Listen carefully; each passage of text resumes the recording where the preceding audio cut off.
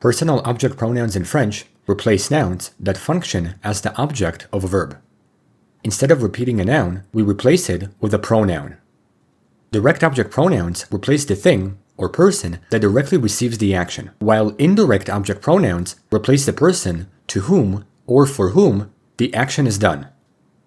In English, direct object pronouns are me, you, him, her, it, us, and them, and they're placed after verb conjugations. In French, direct object pronouns are me, te, le, la, l, nous, vous, les. As you can see, there are multiple differences in these pronouns in French. Singular object pronouns, me, te, le, la, become me, t, le, before a vowel or silent ash, which makes pronunciation smoother. So in other words, they contract to avoid having two vowel sounds.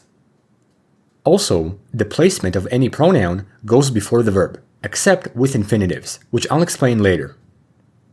In general, such pronouns are not too difficult to understand, and we can use them in basic sentences, including their contracted forms. Il me voit. Il m'aide. Je te vois.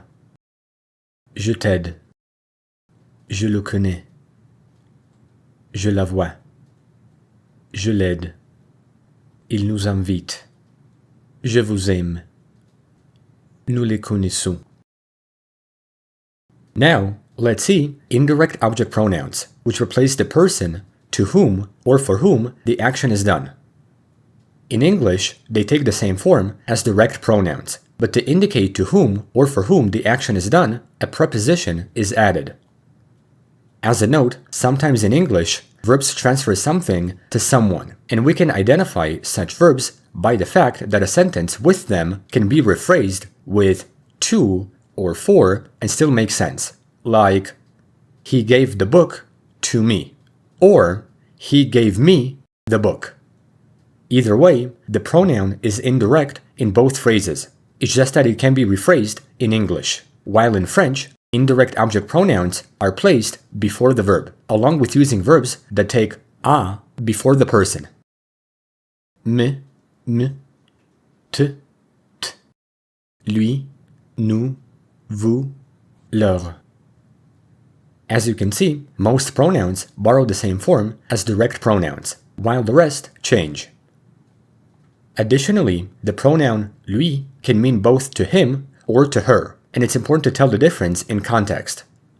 Because French does not mark gender with this pronoun, context will tell who it refers to.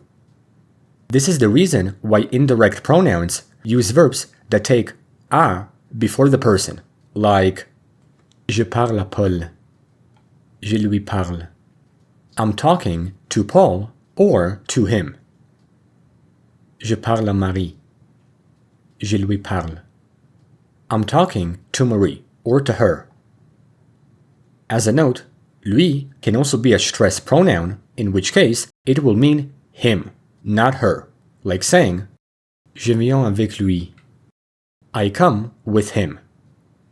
So, if lui is before a verb, it's usually an indirect object pronoun, to him or to her. But if lui stands alone, often after a preposition, it's a stress pronoun, him.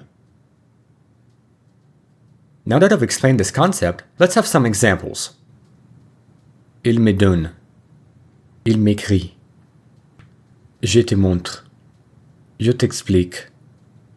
Je lui envoie. Il nous répond. Elle vous envoie. Je leur parle.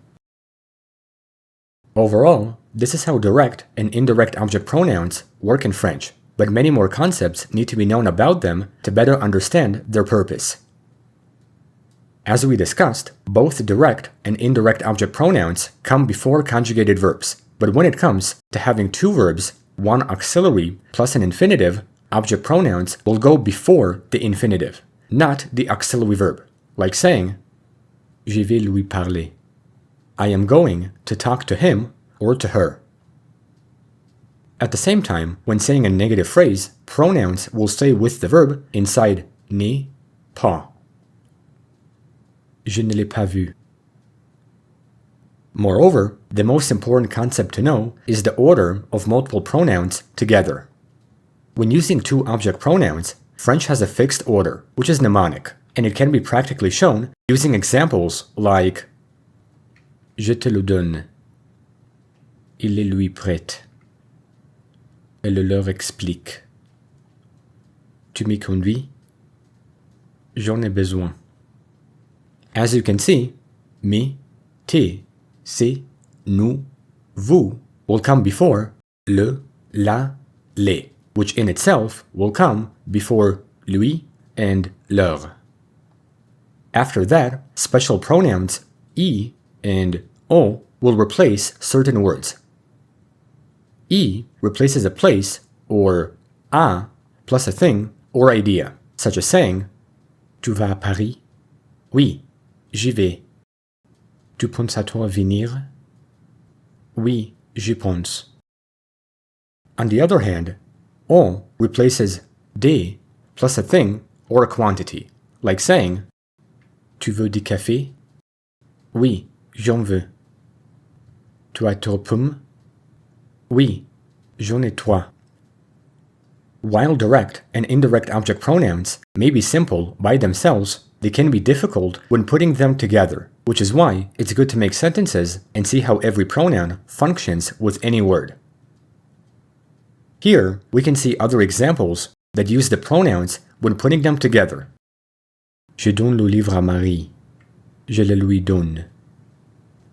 Nous pensons à notre avenir. Nous y pensons. Elle a beaucoup de travail.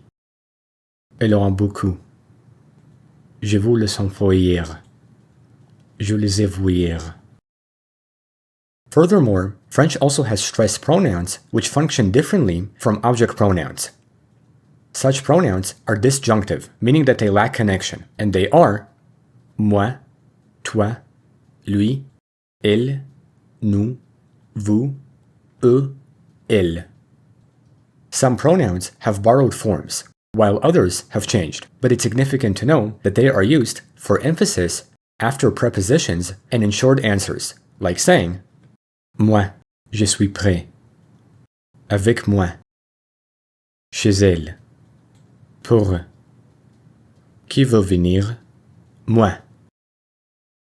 Like I mentioned previously, this is why learners may confuse lui, an indirect object pronoun, with lui when it's used as a stress pronoun.